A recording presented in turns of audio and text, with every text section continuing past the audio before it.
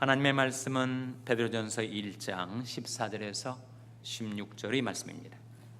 너희가 순종하는 자식처럼 이젠 알지 못할 때 줬던 너희 사역을 본삼지 말고 오직 너희를 부르신 거룩한 자처럼 너희도 모든 행실에 거룩한 자가 되라. 다시 읽으시겠습니다. 기록하였을 때 내가 거룩하니 너희도 거룩할지어다 하셨느니라. 아멘. 우리 하나님 말씀 묵상하기 전에 다시 한번 기도하겠습니다. 하나님 아버지, 감사합니다. 은혜로 저희들을 불러주셔서 하나님 앞에 나오게 해주시고 저희들이 부르는 찬송에 저희들이 간절한 소원과 염원을 담아서 하나님 앞에 간구드리고 또 감사드리고 영광 돌려싸우니 아버지 하나님, 이 시간은 하나님의 말씀을 묵상할 때 주 성령께서 저희들이 스승이 되셔서 하나님의 말씀을 비추어 깨닫게 하여 주시옵소서. 그 말씀이 연약한 저희들의 믿음을 굳게 세우게 하시고 저희들의 영혼, 저희들의 마음에 모든 죄악들을 맑히는 생명수가 흐르게 하여 주시옵소서. 예수님의 이름으로 기도하옵나이다. 아멘. 오늘 말씀 제목이 거룩한 삶입니다. 거룩이 무엇인가? 거룩의 성경적인 뜻은 두 가지. 하나는 구별, 다른 하나는 소속입니다. 구별, 무엇으로부터의 구별일까요? 세상으로부터의 구별, 죄악으로부터의 구별. 무엇의 소속일까요? 하나님께의 소속. 그래서 거룩에 담겨진 두 가지 성경적인 뜻. 다시 한번 무엇과 무엇이라고요? 구별과 소속입니다. 성경은 우리가 하나님의 백성답게 살려면 죄악으로 오염된, 죄악이 가득 차 넘치는 이 세상으로부터 구별되어 살 것을 명하셨어요. 그러므로 주께서 말씀하시기를 너희는 저희 중에서 나와서 따로 있고 부조한 것을 만지지 말라. 내가 너를 영접하여 내게 아버지가 되고 너는 내게 자녀가 되리라. 전능하신 주의 말씀이니라 하셨느니라. 저희 중에 나와서 따로 있으라. 구별 아닙니까? 구별. 분리보다도 구별에 더 깊은 의미가 있습니다. 너희는 떠날지어다 거기서 나오고 부정한 것을 만지지 말지어다. 그 가운데서 나올지어다. 여호와의 기구를 매는 자여 스스로 정결케 할지어다. 오염된 세상의 죄악들이 내 영혼, 내 양심을 더럽히지 못하도록 그 죄악으로부터 분리되어 나오고 그 세상과 구별된 삶을 살아가라. 우리가 세상 속에 살아가고 있지만 세상에 소속되진 않았습니다. 세상에 살고 있지만 우리는 세상에 속한 자들이 아니고 세상으로부터 구별된 자라고 성경은 말씀해 주고 있습니다.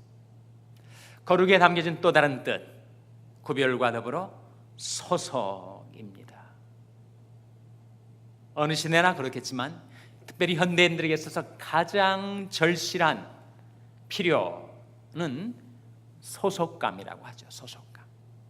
무엇인가 소속이 되어 있질 않으면 우리는 부평초같이 세파에 흘러 떠내려갈 수밖에 없는 그런 연약한 인생입니다.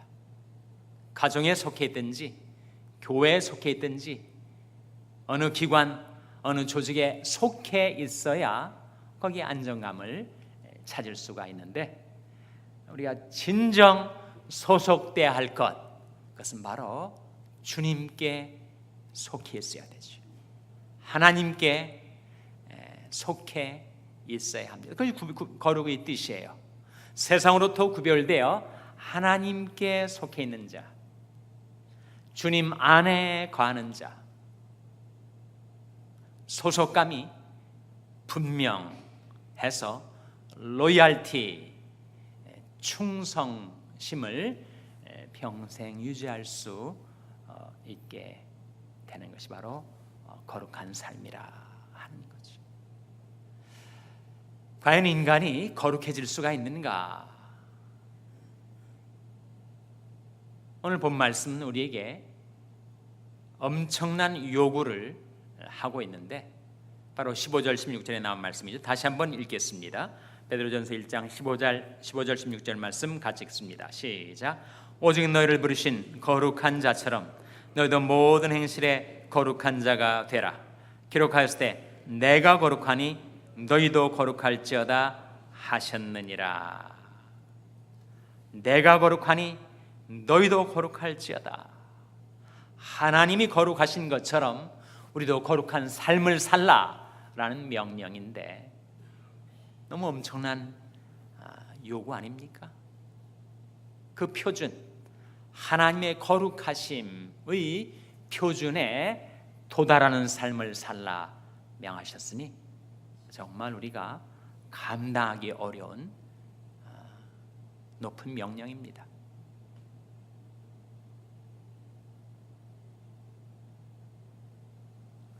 그래서 이것은 인간이 의지와 결심으로, 인간의 노력으로는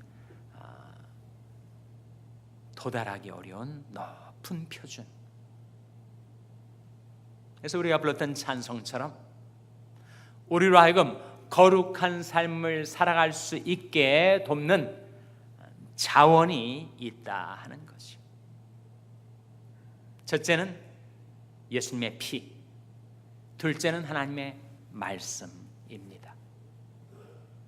저가 빛 가운데 계신 것 같이 우리도 빛 가운데 행하면 우리가 서로 사귐이 있고 그 아들 예수의 피가 우리를 모든 죄에서 깨끗하게 하실 것이요.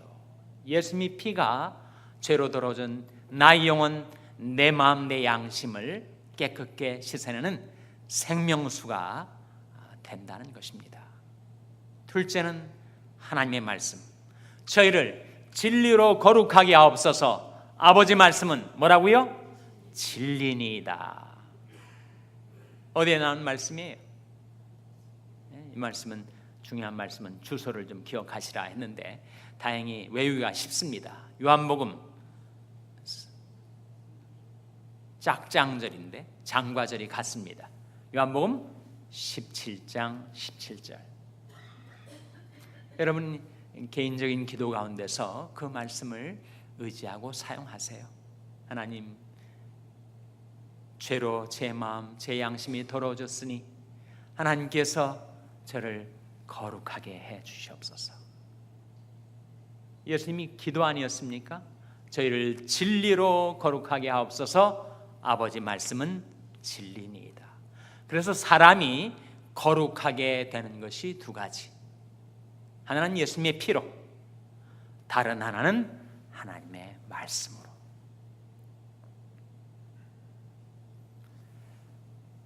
그래서 우리로 하여금 하나님이 거룩하심에 참여할 수 있도록 우리를 인도해 주십니다. 예수님의 피를 의지해서 하나님의 말씀을 따라서 내 양심, 내 영혼이 죄에서 돌이켜 하나님께로 나오는 회개, 그리고 내가 지었던 죄악을 구체적으로 토해내고 버리는 자복. 하나님 편에서는 우리를 거룩하게 하시기 위해서 예수님 피와 하나님의 말씀을 사용하시고, 우리 편에서 해야 될 일은 내가 지은 죄를 자복하고 그리고 하나님께로 돌이키는 회개가 우리에게 필요한 것이죠.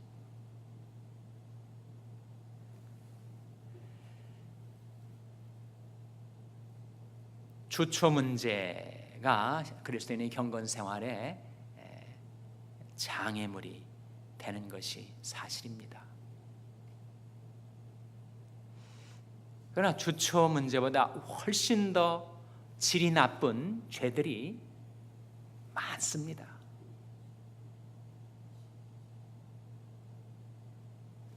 거짓말하고 속이고 사기치고 등쳐먹고 남에게 몹쓸 짓, 악한 짓을 행하는 그 악행에 비교하자면 주초 문제는 상당히 개인적이고 기호에 가까운 것이기 때문에 그 죄의 심각성, 죄의 깊이에 있어서 차이가 있는 것이 또한 사실이죠.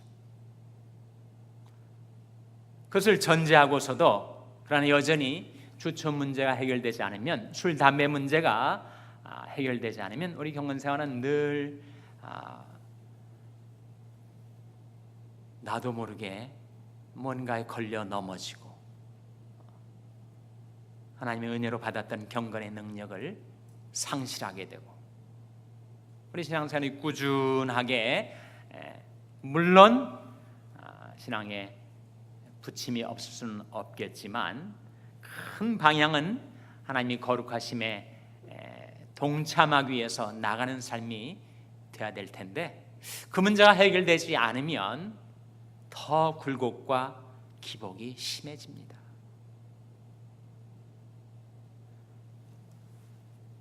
김홍신이라는 작가를 기억하시는 분들이 좀 계실 거예요. 국회의원도 했습니다. 의정활동을 충실하게 해서 아주 좋은 평가를 받기도 했던 밀리언셀러 인기 작가입니다. 그 사람이 그런 얘기를 합니다. 그 사람은 카톨릭 신자인데 자기가 37년 반 동안 담배를 피워왔대요. 특히 소설을 쓸 때는 하루에 서너 갑씩 폈답니다. 그래서 그 사람은 밥은 안 먹어도 담배는 못 피울 수 없는 사람이라고. 37년 반 동안, 6개월 동안. 그러던 어느 날 그의 마음의 스승한테 이런 얘기를 들었다는 거예요. 그리고 그 말 듣고 정신이 번쩍 들어서 담배를 끊게 되었다는 거예요. 그 스승이 어떤 말씀을 하셨는가 하면, 쥐는 쥐약인 줄 알면 안 먹는데 사람은 쥐약인 줄 알면서도 먹는다, 그런 얘기를 하셨다는 거예요. 물건이 아주 뜨거운 것이 있으면 빨리 내려놓으면 되는데 그걸 여전히 움켜쥐고 있으니까 되게 된다. 세 번째 말은 이 말인데, 세상을 끌고 가도 부족한데 우리가 담배에 끌려 다닐 수는 없지 않는가. 담배를 끊었다는 게, 뚝 끊었다는 거예요. 사람들이 아주 독한 사람이라고. 성경 말씀에 담배를 피우지 말라라는 말씀이 나올까요, 안 나올까요? 담배를 피우지 말라라는 말씀이 나올까요, 안 나올까요? 나와요? 담배라는 단어가 성경에는 없습니다. 담배를 피우지 말라는 말씀이 성경에 나올 리가 없죠. 그러나 이런 말씀은 나옵니다.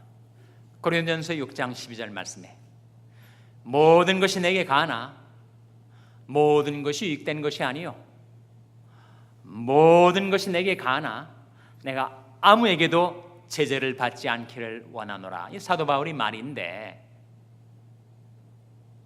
담배를 한 대 피웠다고 내가 하나님 앞에 정죄 받아서 영원히 멸망당하게 되는가? 그런 건 아니라는 거지. 가한 것입니다. 담배 피울 수가 있다는 거예요.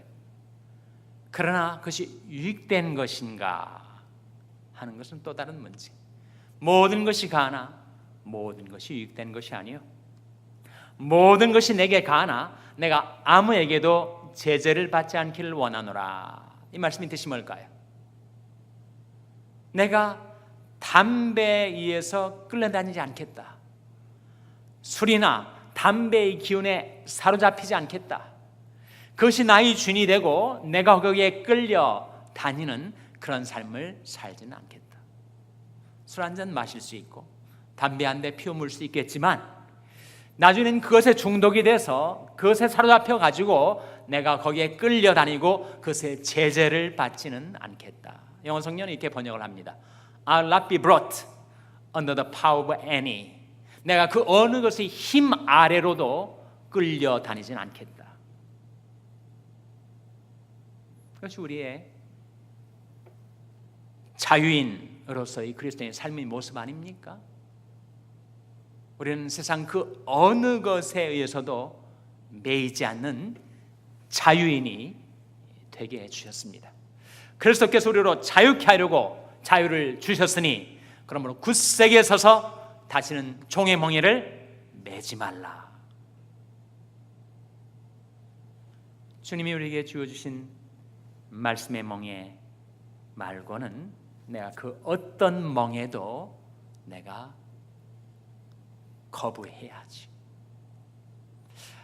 그런 성경적인 사상에서 나온 말인지 모르겠습니다만 김홍신 작가의 그 스승이 마음의 스승이라고 썼던데 그 스승이 했던 말, 우리 세상을 끌고 가도 부족할 텐데 담배에 끌려다녀서는 되겠는가. 37년 6개월 만에 담배를 끊었다는 거예요. 또 어떤 사람은 이렇게 담배를 끊더라고요. 담배를 끊는 경로도 다 다른데 어떤 사람은 몇십 년 피웠대요. 한국 사회에서. 근데 미국에서 이제 아들이 결혼을 해서 며느리를 받고 며느리가 첫 아이를 출산하게 됐는데 그 아들 며느리가 아버님 계속 담배 피시려면 아기를 못 안으십니다. 그 얘기 듣고 담배를 뚝 끊었대요. 담배 피우다가는 정말 손자도 못 안고 말겠구나 싶어가지고 그렇게 하루아침에 그냥 끊어져 버리더래요. 금단 현상이 있을 수는 있겠죠. 손이 떨리고 머리가 아프고 구토증이 나고. 그러나 워낙 단호하게 끊어버렸기 때문에 금단의 기간도 지나서 결국은 담배와는 영원한 결별을 하게 됐다. 그런 간증을 들은 바가 있습니다. 술, 담배보다도 더 죄질이 안 좋은 악한 죄들이 많이 있지만 그러나 이 문제를 해결하지 않으면 우리 경건 생활에 늘 잘 나가다가 쓰러지고 신앙생활 잘 하려다가 또 방황하고 하는 일이 생기기 쉬우니 만일 이 문제가 아직도 청산되지 않았다면 한번 직면을 하고 그리고 하나님의 은혜와 능력을 힘입어서 이 모든 멍에로부터 자유케 되는 그런 역사가 예수님의 피로 하나님의 말씀으로 성령의 능력으로 저와 여러분에게 이루어지게 되시기를 주님의 이름으로 축원합니다. 우리가 거룩한 삶을 살면 두 가지 결과가 주어지게 되는데 하나는 우리 삶에 기쁨이 넘치게 됩니다. 둘째는 능력이 생기게 됩니다. 예수님은 정말 이 세상에 오셔서 많은 고초를 겪으셨지만 그 마음속에서 솟아나는 기쁨을 주체할 수 없는 희열을 갖고 사셨어요. 이것을 너에게 이름은 내 기쁨이 너희 안에 있어 너희 기쁨을 충만케 하려 함이니라. 우리가 성결한 삶, 거룩한 삶을 살 때 우리 마음에 기쁨이 생겨납니다. 둘째는 거룩한 삶을 살 때 우리에게 능력이 주어져요. 성령의 능력이 주어집니다. 다른 사람을 도울 수 있는 능력, 내게 주신 사명을 감당할 수 있는 능력, 어떤 은사, 어떤 능력이든지 분명 거룩한 삶을 살아가는 자에게 하나님께서는 능력을 부어주셔서 깨끗한 그릇을 쓰십니다. 오늘 본 말씀, 오직 너희를 부르신 거룩한 자처럼 너희도 모든 행실에 거룩한 자가 되라. 기록하였을 때 내가 거룩하니 너희도 거룩할지어다 하셨느니라 하신 하나님의 말씀이 저와 여러분의 삶 가운데 이루어지게 되시기를 주님의 이름으로 축원합니다. 기도하시겠습니다. 하나님 아버지, 죄로 더러워진 제들의 영혼, 제들의 마음, 제들의 양심, 예수님의 십자가의 보배 피로 씻어 정케하여 주시고 하나님 말씀으로 거룩하게 하여 주시며 성령으로 저희들을 충만케 하여 주셔서 이제는 세상으로부터 구별되어 하나님께 속한 자, 주님 안에 영원히 거하는 자 되게 하여 주시옵소서. 하나님의 거룩하신 형상을 날마다 새롭게 닮아가는 저희와 저희 자녀들 다 되게 하여 주시옵소서. 이 모든 말씀 예수님의 이름으로 기도하옵나이다. 아멘.